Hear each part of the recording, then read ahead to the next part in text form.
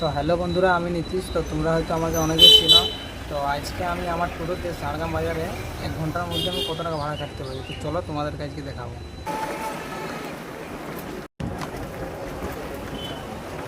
এখানে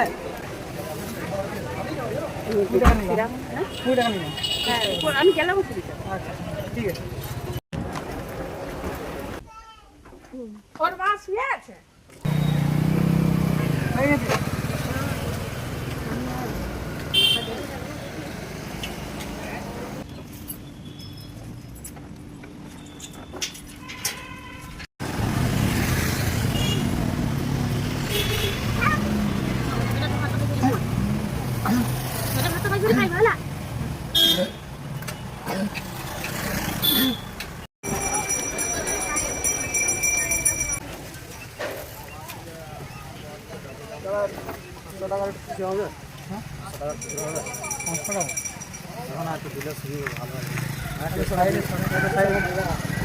তো finally guys, আমি 1 ঘন্টা ভাড়া মারার পর আমি 150 টাকা ইনকাম করতে পেরেছি।